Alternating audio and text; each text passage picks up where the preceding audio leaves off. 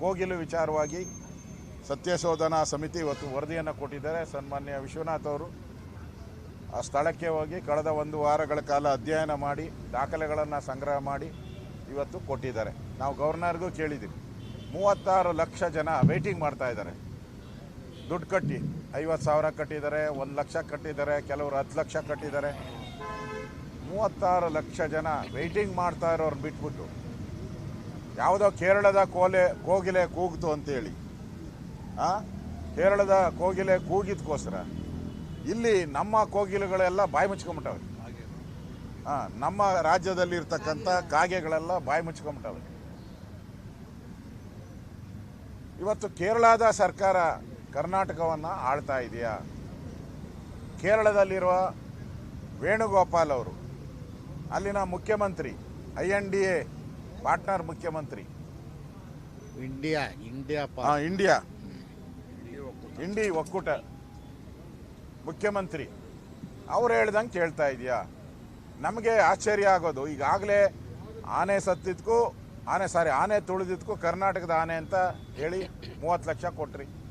ಅಲ್ಲಿ ಮನೆ ಬಿದ್ದೋಯ್ತು ಅಂತೇಳಿ ಅಲ್ಲಿ 10 ಕೋಟಿ ರೂಪಾಯಿ ಹಣವನ್ನು ಬಿಡುಗಡೆ ಮಾಡಿದ್ದೀರಾ.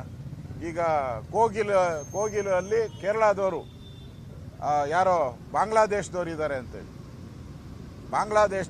ಅವ್ರ ಪರವಾಗಿ ನಾನು ಧ್ವನಿ ಎತ್ತಿದ್ದೀನಿ ಅಂತ ಮತ್ತೊಮ್ಮೆ ಟ್ವೀಟ್ ಮಾಡಿದ್ದಾರೆ ಮುಖ್ಯಮಂತ್ರಿ. ನಾನು ಮುಸ್ಲಿಮರ ಪರವಾಗಿ ಯಾವುದೇ ರಾಜ್ಯ ಇದ್ದರೂ ಧ್ವನಿ ಎತ್ತೋನೆ ಅಂತ ಹೇಳಿದ್ದಾರೆ, ಅವ್ರು ಸ್ಟೇಟ್ಮೆಂಟ್ ಮಾಡಿದ್ದಾರೆ. ಹಂಗಾರೆ ನಮ್ಮ ರಾಜ್ಯದಲ್ಲಿರುವಂಥ ಕಾಂಗ್ರೆಸ್ ಸರ್ಕಾರ ಅವರ ಕೈಗೊಂಬೆನಾ? ಕೇರಳದ ಕೈಗೊಂಬೆನಾ? ಕರ್ನಾಟಕದಲ್ಲಿ ನಿಮ್ಮನ್ನು ಎಲೆಕ್ಟ್ ಮಾಡಿರೋದು ರಾಜ್ಯದ ಪರವಾಗಿ ಮಾತಾಡಿ ಅಂತ. ಇವತ್ತು ರಾಜ್ಯದಲ್ಲಿ ಕನ್ನಡಕ್ಕೆ ಅವಮಾನ ಮಾಡ್ತಾ ಇದ್ದಾರೆ. ಕೇರಳ ರಾಜ್ಯದಲ್ಲಿ ಅಲ್ಲಿನ ಭಾಷಾ ನೀತಿ ಏನಿದೆ ಅದನ್ನು ವೈಲೇಟ್ ಮಾಡ್ತಾ ಇದ್ದಾರೆ. ಸಂವಿಧಾನದ ಅಡಿಯಲ್ಲಿ ಏನು ನಮಗೆ ಅವಕಾಶಗಳಿತ್ತು ಮಾತೃಭಾಷೆಗೆ, ನರೇಂದ್ರ ಮೋದಿಯವರು ಮಾತೃಭಾಷೆಗೆ ಎಲ್ಲ ರಾಜ್ಯಗಳು ಅವಕಾಶ ಕೊಡಬೇಕು ಅಂತ ನರೇಂದ್ರ ಮೋದಿಯವರು ಪದೇ ಹೇಳ್ತಾ ಇದ್ದಾರೆ ಎಲ್ಲ ಸ್ಪೀಚಲ್ಲೂ ಕೂಡ. ಆದರೆ ಕೇರಳ ಸರ್ಕಾರ ದಮನ ನೀತಿಯಿಂದ ಅಲ್ಲಿರುವಂಥ ಕನ್ನಡಿಗರಿಗೆ, ಅದು ಕಾಸರಗೋಡಲ್ಲಂತೂ ಬಹುಸಂಖ್ಯಾತರು ಕನ್ನಡಿಗರು, ಅವ್ರ ಮೇಲೆ ದೌರ್ಜನ್ಯ ಮಾಡ್ತಾಯಿದ್ರು. ಇಲ್ಲಿನ ಮುಖ್ಯಮಂತ್ರಿ ಬಾಯಿ ಮುಚ್ಕೊಂಡು ಒಂದು ಪತ್ರ ಬರೆದ್ಬಿಟ್ಟು ಒಂದು 4 ಲೈನು, ಸಂವಿಧಾನದ 4 ಲೈನು 29, 30 ಅದೇನೋ ನಾವು ಮೆನ್ಷನ್ ಮಾಡಿಬಿಟ್ಟು ಕೈ ಕಟ್ಕೊಂಡು ಕೂತಿರೋದು. ದಮ್ಮಿಲ್ವ ನಿಮಗೆ? ಅವ್ರು ಬುಲ್ಡೋಜರ್ ಸರ್ಕಾರ ಅಂತ ಹೇಳಿದ್ರಲ್ಲ ಕರ್ನಾಟಕವನ್ನು, ನೀವು ಹಂಗೆ ಹೇಳೋಕ್ಕೆ ಆಗಲ್ವಾ?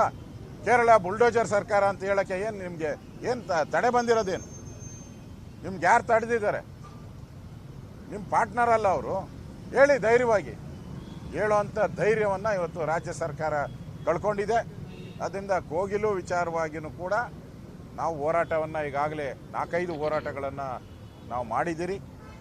ಜನಾರ್ದನ್ ರೆಡ್ಡಿ ವಿಚಾರವಾಗೂ ಕೂಡ 22ನೇ ತಾರೀಕು ನಾವು ಅಲ್ಲಿ ದೊಡ್ಡ ಸಮಾವೇಶವನ್ನು 22 ತಾನೆ 17ನೇ ತಾರೀಕು ದೊಡ್ಡ ಸಮಾವೇಶವನ್ನು ಕೂಡ ಮಾಡೋ ಮುಖಾಂತರ ರಾಜ್ಯದಲ್ಲಿ ಕಾನೂನು ಸುವ್ಯವಸ್ಥೆ ಹಾಳಾಗಿರೋದು ಹೋರಾಟ 17ನೇ ತಾರೀಕಿಗೆ ಹೋರಾಟವನ್ನು ನಾವು ಮಾಡ್ತಾ ಇದ್ದೀರಿ. ಅಲ್ಲಿ ಹೋರಾಟ